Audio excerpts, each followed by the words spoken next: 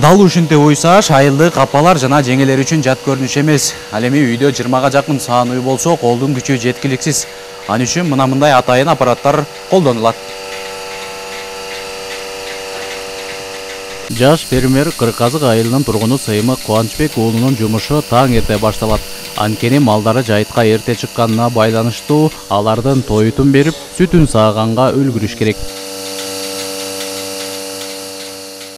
Ошо чарбанын жумушу бул эртең менен саат 5-тен башталат. Эртең менен кирип келери менен буюрса жемдерин беребиз. Желиндерин бир сыйра тазалап алабыз. Андан кийин мына көрүп турганыңардай аппарат менен саап баштайбыз. Албетте башында кол менен саап көрдүк, бирок конуйду сааш кол менен кыйын болуп калат экен. Аябай. Аппарат менен мисалы 18 уйду 1 саат, 1,5 саатта бүтүп койсок болот да. Ошондуктан бул аппаратты ар кимден сураштырдык, көрдүк, билдик. Андан кийин бул аппаратка өттүк да. Бул уй сааган аппаратты Сыймык 3 жыл мурда сатып алган. Антпесе малдын саны көбөйүп, колго сааган кыйла түйшүк жаратат. Аппарат 2 уйду бир мезгилде саайт, аны менен убакытты да үнөмдөйт.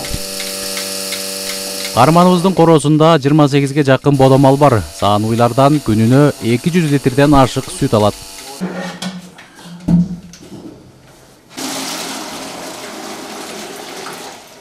Эки 200 литрден ашык сүт алабыз, 220 литрге чейин. Болгону бул сүттүн арзандыгы мындай көңүлгө толоорлук эмес да. Сүт азыр 1 литр суудан да арзан турат. Ачыгын айткандачы 22ден болуп жатат. Азыр дагы мындай чөп жайыт болуп мындай бираз жакшыраак. А вот кышында болсо бул вообще эле мындай актабайда калат да. Чөбүнө, жемине кетет.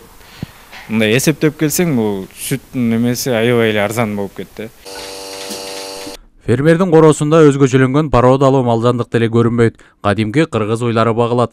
Жылына 2000 түк чөп жана 30 тоннага жакын жем камдайт. Кендик кантанган айылда элетте деле бай жашоого болоорун айтат фермер. Алдыдагы пландар буюрса бизде өзүбүздүн кыргыз уйлар дагы бар. Сандан сапат койтуп жатабыз буюрса. Аразынан бир 3-4 бар. Ошо сапаттуу мындай порода үлгүсүндө уйларчы. Арыскелдин Муратбек уулу, Бексултан Рахатбек уулу, Зина Акматова, Талас району.